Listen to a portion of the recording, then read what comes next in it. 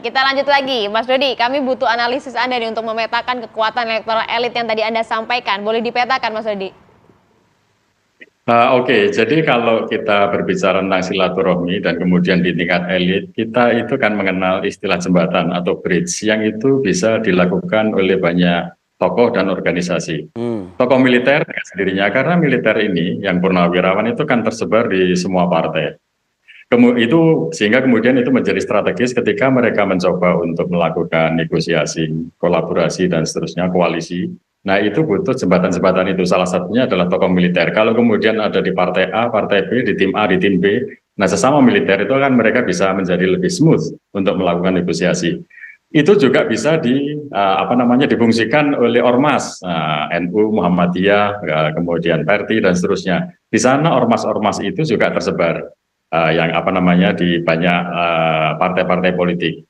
Dan kemudian jangan lupa juga organisasi mahasiswa. Jangan ketika masih ingat ya Anas Urbaningrum yang memobilisasi para aktivis HMI itu kan ada di banyak partai, sehingga kemudian ketika membuat koalisi, kanal itu atau jembatan itu yang dimanfaatkan untuk bisa menemukan titik temu. Apa yang dimau oleh kelompok A, apa yang dimau oleh kelompok B, dan itu dijembatani oleh mereka organisasi yang bisa menghubungkan dua kelompok itu.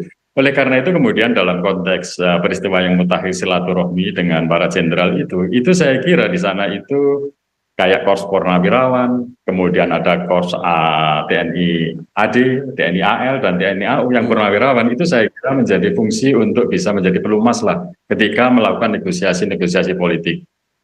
Nah itu di tingkat elitnya, dan soal kemudian negosiasinya seperti apa, saya kira kalau tadi sempat disebut bahwa ada power sharing, itu salah satu yang kemudian dinegosiasikan. Cuma power sharing ini kan mungkin perlu kita perluas. Selama ini mungkin ada bagian yang paling kelihatan, ada yang bagian yang agak sedikit remang-remang. Yang kelihatan itu adalah power sharing tentang dua posisi itu, capres dan cawapres.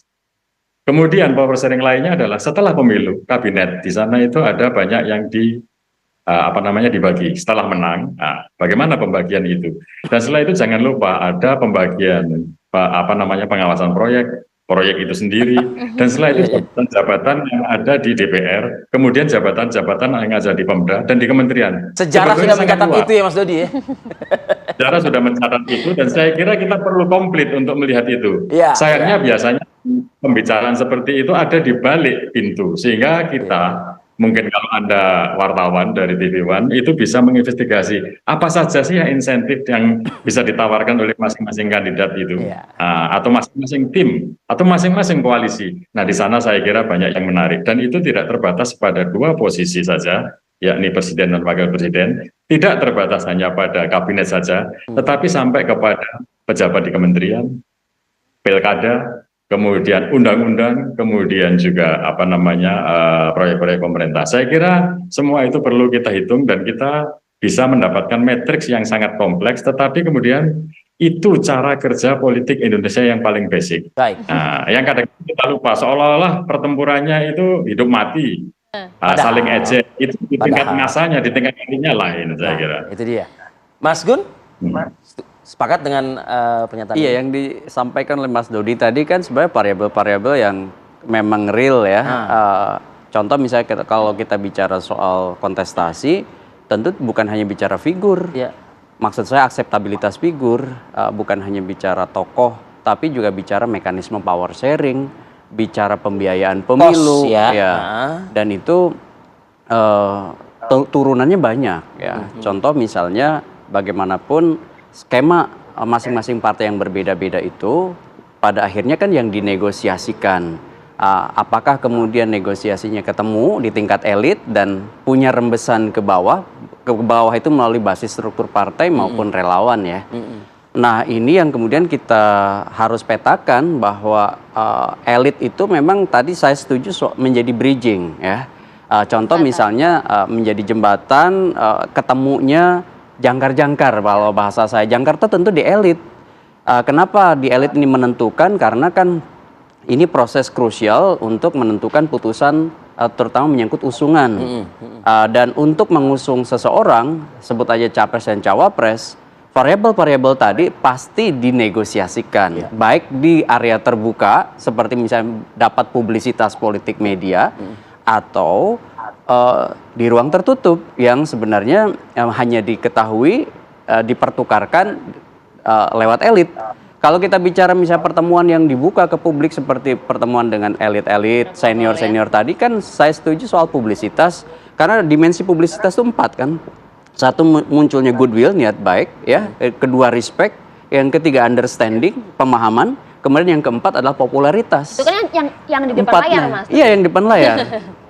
Kenapa popularitas jadi penting? Karena kan untuk si tokoh ini sudah mulai diterima oleh jajaran elit, dan efek dominonya nanti kan tentu ditonton oleh halayak. Apakah kemudian nanti memengaruhi misalnya basis pemilih? Itu yang kemudian nanti tindak lanjutnya setelah pertemuan-pertemuan itu.